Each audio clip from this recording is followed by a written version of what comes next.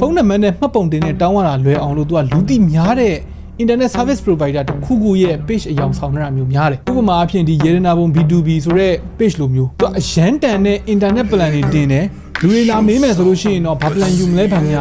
ညာမေးပြီးတော့မှတ်ပုံတင်တဲ့ဖုန်းနံပါတ်နဲ့တောင်းတယ်အဲ့ဒီမှာအကောင့်ထဲကိုဝင်ဖို့ထဲမှာ၄ခုမှာ2ခုရသွားပြီအဲ့ဒါကိုမှနောက်အဆင့်တွေထပ်ပြီးတော့လိန်လို့မရရင်တော့မှသူတို့အတွက်လက်ကားမဖြစ်သွားအောင်တော့ငွေတောင်းကြိုလွှဲခိုင်းထားလိုက်သေးတယ်ဒါတော့အောက်တန်းကြတယ်ဒါပေမဲ့ပြောလို့တော့မဟုတ်ဘူးဒီလောက်အထိပဲအလိန်ခံလိုက်ရတယ်ဆိုလို့ရှိရင်ဒါနည်းနည်းသက်သာသေးတယ်လို့ပြောရမယ်နောက်အဆင့်တွေပါလုံးမိမယ်ဆိုလို့ရှိရင်တော့အကောင့်ထဲမှာရှိတဲ့ငွေအကုန်ပလုံးမယ်အကောင့်ထဲကိုဝင်ဖို့အတွက်အရေးအကြီးဆုံးဖြစ်တဲ့ OTP ကိုယူဖို့ကြတော့သူက remote desktop app တစ်ခုခုကို install လုပ်ခိုင်းတယ်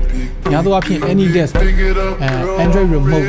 TeamViewer တို့အဲ့မျိုးတွေဖြစ်လေရှိပြီးရင်အဲ့ဒီ remote desktop app တွေက connection code ကို run down တယ် code ပေးလိုက်ပြီးပြီဆိုလို့ရှိရင် connection approve ဖြစ်သွားပြီဆိုလို့ရှိရင်ငလိန်ကောင်ကကိုယ့်ရဲ့ဖုန်းကိုလှမ်းကြည့်လို့ရပါပြီဟိုဘက်ကနေပြီးတော့ကိုယ့်ဖုန်းကိုဒါပေမဲ့သူတို့အဓိကလုပ်ချင်တာက OTP ကြည့်ဖို့ပဲဆိုတော့မြင်ရဖို့ပဲအဓိကလုပ်ချင်တယ်ဆိုတော့အဲ့ဒါသိအရေးမကြီးဘူး